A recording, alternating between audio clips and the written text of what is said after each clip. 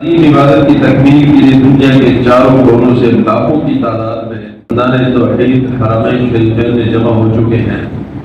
یہاں 7 ذی الحجہ ہے اور وہ ہم سے ایک تاریخ آگے ہے، وہاں 8 ذی الحجہ کی تاریخ ہے۔ صبح فجر کے بعد بھی وہ حرم شریف سے نکل کر مینا کی طرف جا چکے ہوں گے اور آج ہی سے مناسک حج کا آغاز انہوں نے کر لیا ہوگا۔ مینا شریف میں حجاج کرام 5 نمازوں کی تکمیل کرتے ہیں، ظہر، عصر، مغرب، عشاء اور کل فجر کی نماز۔ اللہ تعالیٰ ان کی سعیوں کو قبول فرمائے۔ مہینے کے ساتھ دوسری عظیم نسبت قربانی کی تقریباً 5000 سال سے چلی آ رہی ہے۔ ویسے تو اس کی تاریخ حضرت آدم علیہ السلام کے دور سے ہی ہے۔ ہر امت نے قربانی کے سلسلے کو جاری رکھا۔ قرآن کریم کا اعلان ہے وَلِكُلِّ أُمَّةٍ جَعَلْنَا مَنسَكًا لِيَذْكُرُوا اسْمَ اللَّهِ عَلَىٰ مَا رَزَقَهُم مِّن بَهِيمَةِ الْأَنْعَامِ۔ ہم نے ہر امت پر، ہر قوم پر فرض قرار دیا ہے کہ اللہ نے جو انہیں چوپایوں کی نعمت دی ہے ان میں سے وہ اللہ کے نام پر قربانی کرے۔ حضرت ابراہیم علیہ السلام کے دور میں اس عمل کو اللہ تعالیٰ نے ایک خصوصی نسبت دی۔ ویسے تو ابراہیم علیہ السلام کی ساری زندگی قربانیوں سے بھری پڑی ہے، صرف یہ ذبیحہ کا واقعہ نہیں ہے۔ قرآن کہتا ہے وَإِذِ ابْتَلَىٰ إِبْرَاهِيمَ رَبُّهُ بِكَلِمَاتٍ، بہت سارے امتحانات میں ابراہیم کو ڈالا گیا اور اللہ نے یہ شرط رکھی تھی کہ ابراہیم تجھے پورے عالم کے لیے امام بنایا جانے والا ہے۔ قَالَ إِنِّي جَاعِلُكَ لِلنَّاسِ إِمَامًا، پوری انسانیت کی امامت کا منصب تجھے ملنے والا ہے، لیکن یہ منصب اتنا آسان نہیں ہے۔ اس منصب تک پہنچنے کے لیے بڑے پاپڑ بیلنے پڑے گے۔ پر کوئی یوں کہے کہ قربانی کی صحیح تفسیر کیا ہے، جناب ابراہیم علیہ السلام کی پوری زندگی یہ بالکل بیجا اور غلط نہیں ہوگا اگر کوئی یہ کہے کہ قربانی کی صحیح تفسیر اور توضیح کیا ہے۔ اس کا جواب کیا ہے کہ ابراہیم علیہ السلام کی پوری زندگی ابتدا سے لے کر انتہا تک توحید کے لیے، الہیت کے لیے، اللہ کی رضا کے لیے اپنے والدین کو قربان کرنا مشغول ہے، اپنے پیاروں کو قربان کرنا، اپنے ہمسایوں کو قربان کرنا، اپنے خاندان تک کو قربان کرنا، اپنے وطن کو قربان کرنا، یہ ابراہیم علیہ السلام کی زندگی میں ملتا ہے۔ پھر اپنی زندگی کو داؤ پہ لگا، نمرود نے آگ جلائی حق کا نعرہ لگانے کے لیے، حق کی پرچار کے لیے، حق کا علم بلند کرنے کے لیے ابراہیم علیہ السلام نے اتنے عظیم آگ میں چراغ لگائی، اپنی جان کو داؤ پہ لگایا۔ پھر بڑی امنگوں کے بعد مانگا گیا وہ بیٹا کہ اللہ میں چاہتا ہوں کہ یہ جو فرائض پیغمبری کا بوجھ ہے مجھ کے اوپر، بہت ضعیف ہو رہے، کمزور ہو رہے، میری طاقت جواب دے رہی ہے، میں چاہتا ہوں کہ یہ پیغمبری کا جو انتہائی باری بار ہے مجھ کے اوپر، کہ سنبھالنے کے لیے مجھے کوئی ایسی اولاد دے دے جو متقی ہو، حلیم ہو، بردبار ہو۔ بچے کی پیدائش پر اللہ کا حکم ہوتا ہے کہ بے آب ہو گیا، ریگستانوں میں جاؤ اور اپنی اہلیہ کو اور اپنے بچے کو چھوڑ کے آ جاؤ۔ بندہ اور نہ بندہ نواز، نہ کوئی کھانے پینے کی چیز، اللہ کا حکم تھا اپنی اہلیہ کو اور اپنے چھوٹے معصوم بچے کو مکے کے ریگستانوں میں چھوڑ کے آ گئے۔ حکم ہو جب شام کی طرف جائے۔ اور یہ جو یوم عرفہ ہم کہتے ہیں یا مقام عرفہ کہتے ہیں، اس کی ایک نسبت یہ بھی ہے کہ کئی سال بعد جب ابراہیم علیہ السلام پلٹ کر آئے تو مقام عرفہ کے مقام پر اپنے بچے سے اور حضرت حاجر علیہ السلام سے ملاقات ہوتی ہے، تعارف ہوا، اس لیے اس جگہ کو مقام عرفات کہتے ہیں۔ ابراہیم علیہ السلام کی ملاقات کئی سال بعد یہ امتحانی سلسلہ کمپلیٹ ہوا، مکمل ہوا، اور وہ دوبارہ جب مکہ کی طرف پلٹ کر آئے تو اپنے بچوں سے ملاقات یوم عرفہ کے دن مقام عرفہ کے مقام پر ہے۔ عرفات ایک مقام ہے جو مکہ سے مشرق کی طرف تقریباً 12 کلومیٹر یا 14 کلومیٹر بنتے ہیں فاصلے پر ہے۔ اس مقام کو ایک نسبت یہ بھی حاصل ہے محققین حضرات، علم حضرات کی نظر میں، کہ اللہ رب العزت نے حضرت جبریل علیہ السلام کے ذریعے سے حج کے تمام مناسک جب ابراہیم علیہ السلام کو سکھائے تو وہ اسی عرفات کے مقام پر سکھائے۔ تمام مناسک سمجھانے کے بعد فرشتے نے پوچھا کہ حل عرفت، آپ کو یہ جو تمام مناسک سمجھائے گئے یہ حج کے، کیا آپ اس کو سمجھ گئے ہو؟ ابراہیم علیہ السلام نے کہا کہ جی میں اس کو سمجھ گیا ہوں، میں اس کو سیکھ چکا ہوں۔ اس تعارفی الفاظ کی وجہ سے بھی اس مقام کو مقام عرفات کہتے ہیں۔ اور ایک نسبت یہ بھی بتائی جاتی ہے کہ حضرت آدم علیہ السلام اور بیوی حوا جب جنت سے اتارے گئے تو کئی سالوں تک وہ دنیا میں ادھر ادھر پھرتے رہے. کئی سالوں بعد اللہ تعالیٰ نے جو ان کی ملاقات کرائی، اسی مقام عرفات کے مقام پر ان کی ملاقات ہوئی اور ان کا تعارف ہوا. اور بہت سارے حضرات یہ بھی کہتے ہیں کہ جب حج کا رکن اعظم وقوف عرفہ جب ہوتا ہے، ادا ہوتا ہے، تو حجاج کی یہاں ملاقاتیں ہوتی ہیں آپس میں اور بہت ساروں کا تعارف ہو جاتا ہے. یہ نسبت بھی اس کو حاصل ہے. اور ایک نسبت یہ بھی بتائی جاتی ہے کہ عرفہ عرف سے ہے. عربی میں اس کے ایک معنی صبر کے آتے ہیں. اس مقام تک پہنچنے کے لیے حجاج کو بہت زیادہ محنت کرنی پڑتی ہے. حج کے اس عظیم رکن کی ادائیگی کے لیے بہت زیادہ محنت کرنی پڑتی ہے اور یہ سفر بہت صبر آزما ہے.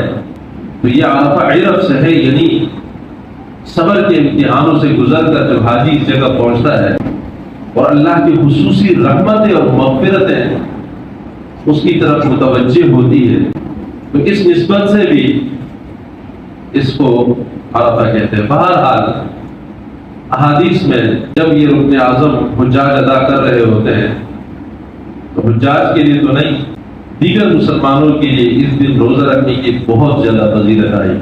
حدیث شریف میں آتا ہے جو عرفہ کے دن، وہاں سعودیہ میں تو کل 9 ذی الحجہ ہے، لیلۃ القدر کے بارے میں بار بار یہی سوال کیا جاتا ہے.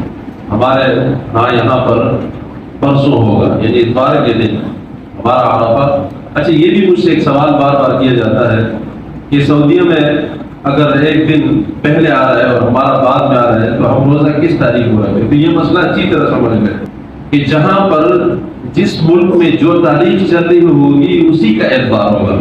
کہ سعودیہ میں تو ایک دن پہلے ہوتا ہے، یہاں بعد میں ہوتا ہے، تو ہم کس تاریخ کا اعتبار کریں؟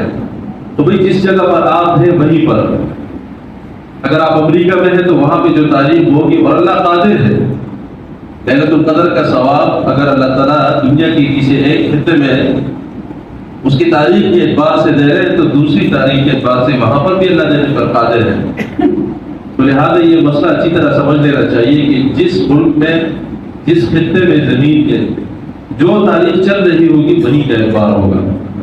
تو اگر سعودیہ میں ایک دن تاریخ پہلے کے اعتبار سے عرفہ آ رہا ہے اور یہاں پر بعد میں، تو یہاں کی جو لوگ ہیں وہ یہاں کی تاریخ کا وہ اعتبار کریں گے. تو بہرحال ہمارا عرفہ اتوار کے دن ہے 9 ذی الحجہ کا. تو جو حضرات روزے کا ارادہ رکھتے ہیں تو وہ اتوار کے دن روزہ رکھیں. ویسے تو یہ پورا جو پہلا عشرہ ہے یہ فضیلتوں کا ہے، اور اس پر میں کئی دفعہ عرض کر چکا ہوں کہ قرآن کریم میں اللہ رب العزت نے جو 10 راتوں کی قسم کھائی ہے اس سے مراد یہ ذی الحجہ کی ابتدائی 10 ایام ہے. ان 10 ایام میں 9 ذی الحجہ جو عرفہ ہے اس کی بہت زیادہ فضیلت ہے. احادیث میں آتا ہے کہ اللہ رب العزت اس بندے کے نامہ اعمال میں 2 سالوں کے روزوں کا ثواب لکھتے تھے. یعنی 1 سال پہلے اور 1 سال بعد کے تمام صغیرہ گناہ اللہ رب العزت اس ایک یوم عرفہ کے روزے کی برکت سے اس کے صغیرہ گناہ معاف فرما دیتے ہیں. تو اللہ تعالیٰ ہم سب کو توفیق نصیب فرمائے. حضرت ابراہیم علیہ السلام نے جو عظیم قربانی اللہ کے حضور پیش کی وہ آیات ذرا پڑھ لیجئے. سورہ صافات کے تقریباً 102-103 سے یہ آیتیں شروع ہوتی ہیں جس میں اللہ رب العزت نے اس پورے معاملے کی منظر کشی کی ہے کہ ابراہیم علیہ السلام نے سب سے پہلے 8 ذی الحجہ کا خواب دیکھا اور 8 ذی الحجہ کو انہیں کچھ تردد ہوا کہ آئے یہ خواب اللہ کی طرف سے ہے یا نہیں ہے، یہ وحی ہے یا نہیں ہے. لہذا انہوں نے 8 تاریخ کا انتظار کیا. جب 8ویں تاریخ ذی الحجہ کی گزر گئی تو 9 ذی الحجہ کو دوبارہ وہی خواب اسی کیفیت پہ آتا ہے، اور پیغمبر جانتے تھے کہ ہمارے خواب بھی وحی کا حصہ ہوتے ہیں. تو لہذا انہوں نے اپنے بچے کو بلا کر کہا کہ یا بنیا انی ارا فی المنام انی اذبحک فانظر ماذا تری، میں دیکھ رہا ہوں کہ میں آپ کو ذبح کر رہا ہوں، آپ کی رائے کیا ہے؟ اسماعیل علیہ السلام نے کہا کہ یا ابت افعل ما تؤمر ستجدنی ان شاء اللہ من الصابرین. ابا جان جو آپ سے کہا جا رہا ہے آپ کر گزریے، آپ انشاءاللہ مجھے صابرین میں سے پائیں گے۔ تو آپ ذرا تصور کیجئے، یہ ابراہیم علیہ السلام کی ذوق العمری کا زمانہ ہے، وہ بوڑھے ہیں اور بڑی امنگوں سے یہ بیٹا مانگا گیا تھا، بڑی دعاؤں کے بعد، آہوزاری کے بعد، اور پھر عین جب یہ لڑکا، یہ بچہ سمجھداری کی کیفیت تک پہنچنے کو ہوتا ہے اور تھوڑا سا بڑا ہوتا ہے اور بات چیت کے قابل ہوتا ہے، عین اسی وقت میں اللہ کا حکم آتا ہے کہ تم اس بچے کو قربانی کے لیے پیش کرو، جسے کہ میں پہلے بھی عرض کر چکا ہوں۔ ابراہیم علیہ السلام کو پوچھنا اپنے بچے سے کہ میں تمہیں ذبح کروں، یہ اس مقصد کے لیے نہیں تھا کہ اگر وہ بچہ انکار کر دے گا تو گویا کہ ابراہیم علیہ السلام اللہ تعالیٰ سے یہ عرض کریں گے کہ بچہ نہیں مان رہا یا کوئی ٹال مٹول، صرف ان کی ایمانی کیفیت کو جاننا تھا۔ یہ ابراہیم کی صلب سے پیدا ہوا ہے، مکے پیغمبر کی صلب سے پیدا ہوا ہے، اس کی ایمانی کیفیت کیا ہے، اور آج کے بعد اس کے اوپر بڑی ذمہ داریاں آنی تھی۔ اس کو تو میں نے اس مقصد کے لیے مانگا تھا کہ یہ دین کی ترویج کرے۔ تو بہرحال اسماعیل علیہ السلام کے الفاظ کہ ابا جان آپ کسی قسم کے پس و پیش سے کام نہ لیجیے، جو آپ کو حکم کیا جا رہا ہے آپ کر گزریے۔ اور اتنی خوبصورتی کے ساتھ یہ معاملات اپنی تکمیل کو پہنچے کہ اللہ رب العزت کو خود تعریف کرنی پڑی، فلما اسلم وتلہ للجبین، کہ جب باپ اور بیٹا اور انہوں نے اپنے رب کے حکم کے سامنے سب کو جھکا لیا۔ اور وہ کیا منظر تھا، وتلہ للجبین، جب اپنے بچے کو، ان کے چہرے کو زمین کی طرف انہیں لٹا دیا۔ فلما اسلم وتلہ للجبین ونادیناہ ان یا ابراہیم، اللہ رب العزت فرماتے ہیں کہ ہم نے ابراہیم کو ندا کی، قد صدقت الرؤیا انا کذلک نجزی المحسنین، کہ بے شک ابراہیم تم نے خواب کو سچ کر دکھایا، اور ہم وفا کے علم برداروں کو پھر ایسا ہی بدلے دیتے ہیں، وفا کے پیروکاروں کو، اور اللہ رب العزت کے نام پر خود کو اور اپنے آپ کو اور اپنے خاندان کو قربانی کرنے والوں کو ایسے ہی بد دیتے ہیں۔ اللہ رب العزت فرماتے ہیں یہ کوئی معمولی آزمائش نہیں تھی، ان ھذا لہو البلاء المبین وفدیناہ بذبح عظیم وترکنا علیہ فی الآخرین سلام علی ابراہیم، ابراہیم کے اوپر سلامتی ہو۔ اس سلسلے کو اللہ رب العزت نے قیامت تک کے لوگوں میں چلا دیا، اتنی عظیم قربانی تھی۔ تو میرے عزیز دوستو، ہم نے اگر صحیح مسلم بننا ہے، صحیح مسلمان بننا ہے، تو میرے عزیز دوستو صرف یہ نہیں کہ ہم جانور کی قربانی پیش کریں اللہ رب العزت کے ہاں، یہ صرف نہیں، اس عمل کے ذریعے سے اللہ رب العزت حضرت مسلمان کو سبق دے رہے ہیں کہ جب بھی اللہ کا حکم آئے اپنی جان کی قربانی دینی پڑے، تو ابراہیم کی زندگی کے دیکھو کیسے انہیں اپنی جان کی قربانی پیش کی، اپنی مال کی قربانی پیش کرنی پڑے تو اپنی مال کی قربانی پیش کرو، نماز کا وقت ہو رہا ہے اپنے آرام کی قربانی پڑے تو اپنے آرام کو قربان کرو، اپنے بال بچ کو قربان کرو، اور اللہ کے سامنے سر بسجود ہو جاؤ۔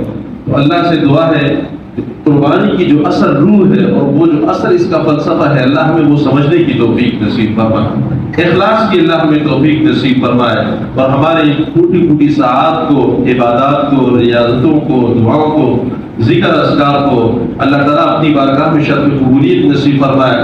عالم اسلام کے جو مسائل ہیں، ان چھوٹی چھوٹی سعیم کی برکت سے اللہ تعالیٰ تمام عالم کے مسائل کو حل فرمائے، اہل فلسطین کا قضیے کو حل فرمائے، اس کے لیے خصوصی دعا فرمائے کہ اللہ تعالیٰ تمام امت کو اس مسئلے کے حل کے لیے عملی کردار ادا کرنے کی توفیق نصیب فرمائے۔